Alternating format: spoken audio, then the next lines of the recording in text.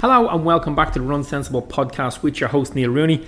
It's good to be back on, and tonight I am on by myself. I'm doing episode 2 in the VO2Max special. So in the first episode I just spoke about what is VO2Max. So in this episode I'm going to talk about why VO2Max is important. I'll discuss a little bit about why it kind of has a bit of a buzz about it at the moment, and kind of try and explain a little bit about obviously why it's important overall in terms of fitness, but why it's not hugely important in terms of your training. And as I go through the episode, it will become apparent why I'm saying that. Just before I get into the episode, I want to say thank you very much for all the downloads on the Zoe Quinn episode last week. So myself and Zoe sat down in studio and we had a really good chat about her starting her running journey. She was age 39, and by now she's 49, and she's a world champion across a couple of disciplines. She's won world championships medals in cross country. She's won cross 10k road race, and then a couple on the track, and she's been in a team Ireland. She's won a couple of medals at world championships. So yeah, that was a really good conversation. But I think the thing that resonated with most people, both male and female, was the little chapter we did where we talked about how she navigates her training while also going through perimenopause, and that seemed to resonate with a lot of people, like I said, guys included. It was really good. She kind of opened up. She's really open and honest about that, and it was it's a fascinating chat. If you want to go and listen to it, it's the previous episode, I think episode 50. Anyway, on with today's show. So to start with, in today's show, I'm just going to talk about, so last week I talked about what is VO2Max, and I outlined that your fitness level can predict how long you're going to live. So we can use your current fitness level to make a prediction on how long you're going to live and how likely you're going to be active in your latter years. So and that level of fitness comes from your VO2Max. And I outlined the first episode that the reason why we can do that is because it takes a long time to change your VO2Max, either up or down. So if you're very well trained, and I spoke about the fact that I've been a consistent runner for about 20 years, if I just stop running now and kind of have a sedentary lifestyle, it'll take a long time before my VO2Max starts to drop down like a significant amount. And likewise, if I started training tomorrow like an elite pro marathon runner and just start doing their workouts, kind of build up to it, and then it will take a long while for my VO2Max to jump up any significant amount. And because of that, the reason why that's true is because there's so many factors involved in what's determining your VO2Max, and it takes, like I said, it takes a lot of biological changes in your body for it to move that little dial either up or down. And because it's so hard to move up or down, it gives us a really good snapshot into what you're going to look like in latter life, particularly if you keep with the level of lifestyle that you have, or if you tend to go in the way you're going. So I've been running for 20 years. I've been doing triathlons, so I've been running and swimming in that period as well. I also do some weight training. It's unlikely that I'm just going to wake up someday and just stop doing that. As I get older, it will definitely drop off. The level and the volume will drop off. But it's likely that I will keep going. So therefore, you can say that you could get a kind of a fairly good snapshot into what I'm going to look like in my elderly life in terms of fitness and function. And I think that's really good. That's probably the most important thing you can get from VO2Max as far as I'm concerned. And then before I go on, remember what we said VO2Max is. So VO2Max is a measure of how efficiently your body uses oxygen during intense exercise. And you got to remember that intense exercise, because a lot of people think it's just how much oxygen you use while you're exercising. But it's during intense exercise. It's a very specific measurement at a very specific time. And in order to get that measurement, you would have to be on a treadmill, or if you're doing it on a bike, a stationary bike, and you have this mask over your face, and it's measuring how much oxygen is going out and how much oxygen is coming back, or how much oxygen is going in as you breathe and how much oxygen is coming back out. And therefore they can measure the amount of oxygen going through your system, and they can determine how much you're using while you're at an intense level. So if you're doing it on the treadmill, you'd be running pretty much in your kind of zone 4 on a 5-zone scale.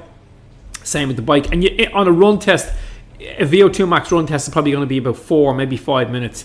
A VO2 bike test might be about maybe 8 to 10 minutes, because you're going to be going really hard. You're not going to be able to hold it for too much longer than that. So in this episode, we want to talk about why it's important. But before I go into that, it's just like, so why does it matter, really, I suppose, is the kernel here. And whether you're an athlete, whether you're just a casual kind of gym goer, whether you're just trying to stay healthy, your VO2 max plays a crucial role in your physical performance and your longevity. So it doesn't matter what you're doing. It doesn't matter whether you're a swimmer, a triathlete, a cyclist, whether you're a hill walker, whether you just walk leisurely, whether you just go to the gym and lift a few weights every now and again. All of those things, any sort of exercise I outlined in the first episode, any sort of physical activity will make a change in your VO2 max, and the more you do, the better, up until a point where you start to kind of lose the benefits because you're going too much. But I don't think that's ever a problem for anybody overtraining. It's not something I see very often. And it just gives you a very good snapshot into that, what you're going to look like in your elderly life. Okay, so why is it important? Okay, so VO2 max determines the endurance capacity in sport. So if you take something like running, cycling, or swimming, let's just go with those three. Any team sports, your endurance capacity is going to be determined by whatever your VO2 max is. So the higher you can make your VO2 max, the more capacity you're going to have in an endurance sport to keep going for longer. Now, I think that makes sense. I think everybody knows that. The higher the VO2 max, the better your endurance, and therefore the better your performance. And the higher your VO2 max, the longer you can sustain those high efforts. So if you want to be working, so let's just take me for a marathon, if I'm running a marathon. If I went out now and kind of ran at my maximum capacity for a marathon, I'd say I'd be in around maybe 3:30, in around there. I might be a little bit quicker. But only 3 months ago, I ran a marathon at 3:11. And that's because it's not so much my VO2 max was pushed up. My VO2 max might have been maybe 1 metric higher. But what would have been much higher was what we call the LT1 and the LT2. So my lactate 1 zone and my lactate 2 zone. And that's where your lactate threshold, okay, so sorry, I should have said my lactate threshold 1 and LT lactate threshold and LT2, lactate threshold 2. So my LT1 would have moved up significantly. So that's what that is if I'm cruising along on a run, I'm just going really, really easy. And I'm predominantly just burning fat, right? So I could run all day. If you got me to run at like 4-hour marathon pace, I could probably run at that pace now, I'd say, for 6 hours. If you just gave me some gels to take along the way, I'm sure I could do that. Okay? But when you start to build up, when you start to bring your pace up to where you're kind of going past or you're moving the dial away from just fat burning, and you're starting to rely a little bit more on glycogen for a fuel source, you'll get to a point where you start creating lactate in your muscles, okay? And the amount of lactate you produce in those muscles, it's a byproduct of exercise, a byproduct of burning ATP as a fuel source. And the more lactate you get in the muscles, the window to keep that intensity going starts to get shorter and shorter, okay? But when you start producing lactate at the beginning, you have a thing called the Krebs cycle, where you can reuptake the lactate and use it as pyruvate, and therefore use it as a fuel source to go for longer. And this is going to happen around that LT1 area. So this is your lactate threshold 1. This is initially when you start producing lactate in your muscles, okay? Now, there's a grey area from that LT1 window right up to the LT2 window. So LT2 is lactate threshold 2. So now we're at the point, when we're up at LT2, that's a point where you're starting to produce lactate at such a rate that the Krebs cycle can't turn it back into pyruvate and their exercise. So now it's accumulating in your muscles. So it's like when you're at LT1, you're producing lactate at a rate that your body can buffer out fairly well. And then when you're at lactate 2, you're at a lactate threshold where your body can no longer buffer the amount, and it's just accumulating in the muscles.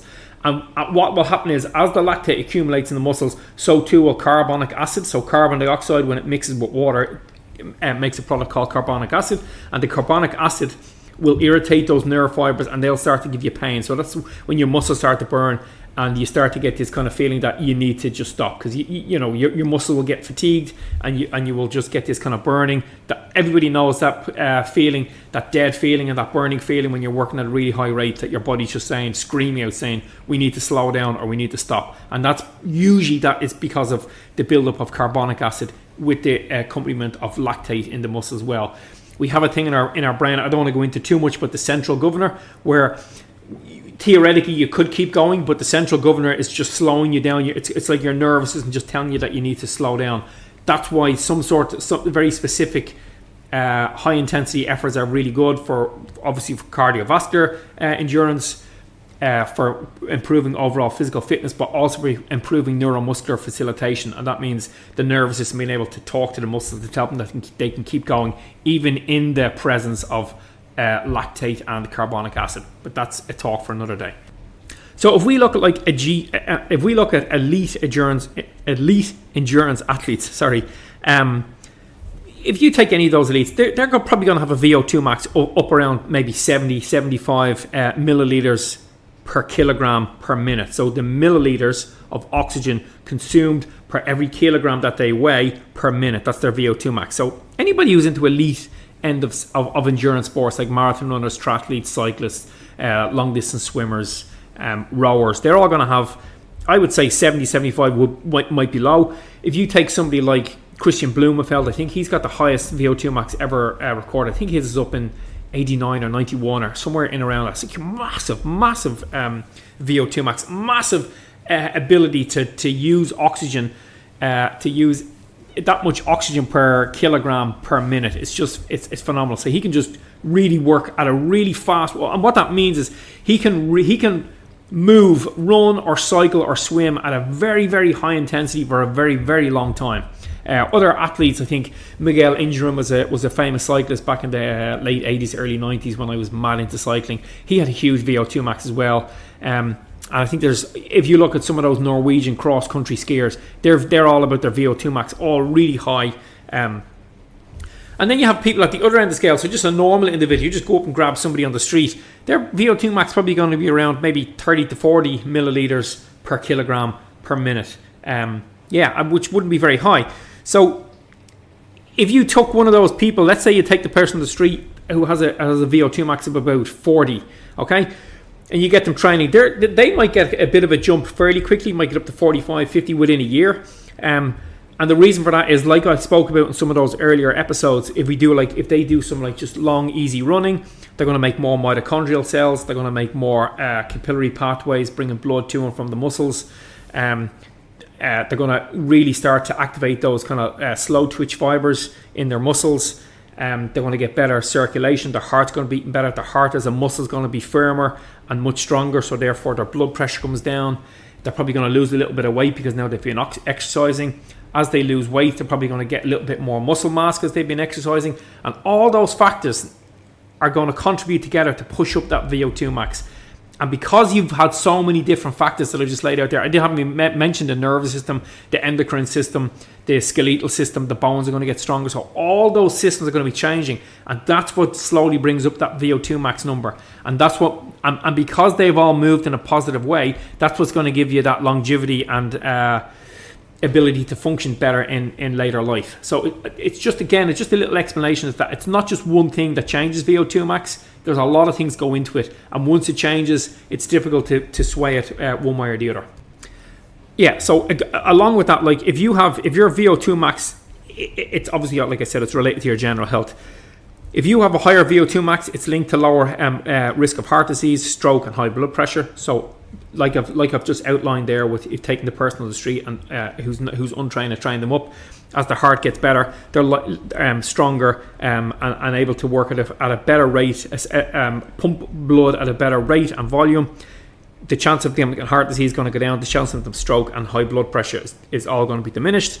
Their metabolic health is going to go through the roof because having better VO2 max, again, all those systems that I spoke about, means that you'll be able to regulate blood sugar better, therefore reducing the risk of diabetes and obesity. So as you can kind of regulate your glycogen in your blood a lot better, you become less likely to be craving foods and whatnot. So it's all part of the big picture. Brain function gets better, so it improves oxygen delivery to the brain, and that means it's reducing the risk of kind of cognitive decline in latter years. So somebody who has a higher VO2 max has a far less chance of suffering with dementia, because they have had a lifestyle of having adequate oxygen delivery to the brain. So the brain health's got to be quite good, and therefore when you get at older age, it's going to fall apart a lot less likely than somebody who hasn't had very good oxygen flow to their brain throughout their life.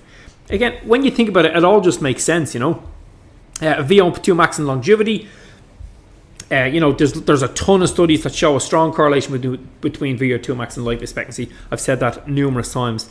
A low VO2 max increases the risk of all mortality. So any sort of disease, whether it be cancer, diabetes, cardiovascular disease, they're kind of the three main ones. All those diseases kind of get the chance of suffering from those go down as you have a better VO2 max.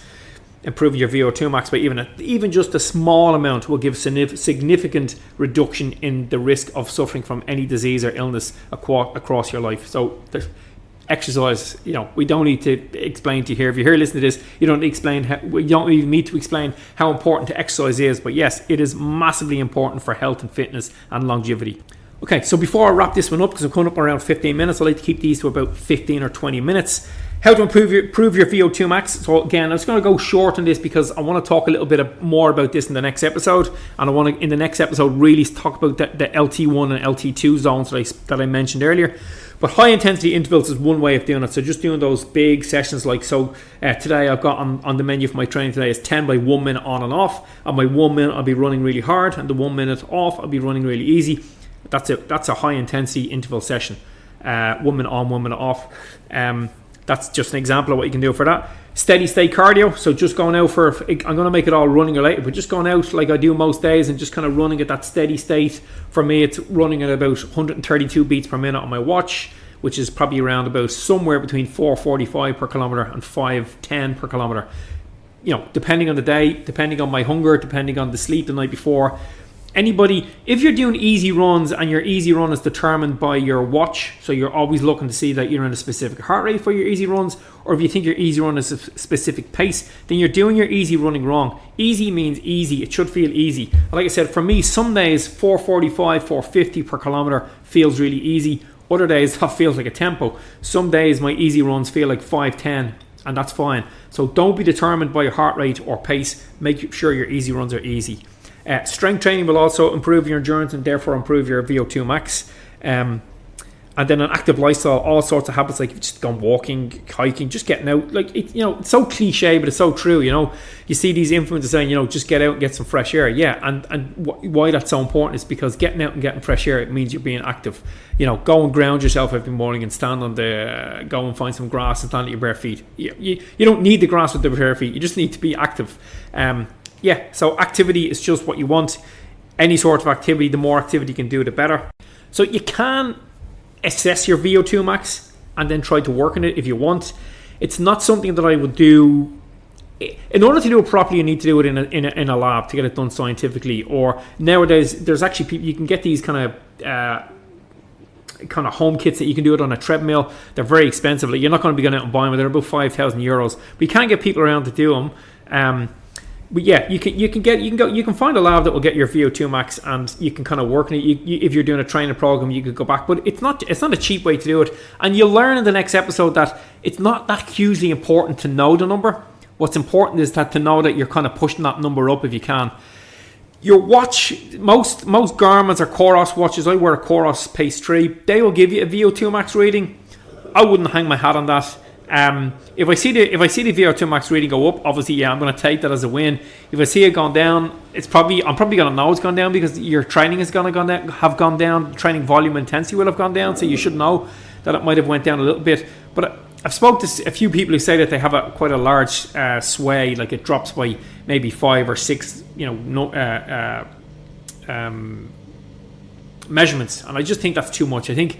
I would say the reliability of the watch is probably the problem, and not the fact that your VO2 max is fluctuating around too much. It doesn't really change that much, as I've said a heap of times. So this is quite a complicated and quite a nuanced subject. So if anybody has any questions on it, feel free to send me an email at runsensible. Send me an email, runsensible@gmail.com, or you can reach out to me on Instagram, runsensible on Instagram. You can follow me there. If you're interested in this, if you're only just getting to this episode now, you should really listen to the first episode that I talked about what is VO2 max. So today's one is why is it important. The next one I'm going to talk about much more about the type of training you can do yourself to push it up. And we'll talk about that LT1 and LT2, but that's for another day. I hope all this stuff makes sense, guys. Like I said, thank you very much for all the downloads and people listening in. The feedback is always great, and I love to hear feedback from anybody. Yeah, that's it for this episode. Like I said, follow me on Instagram at Run Sensible to keep up with everything that's going on the podcast. I have a couple of guests in the pipeline. I need to go and chase them down. In the meantime, guys, remember, run far, run fast, but most of all, run sensible.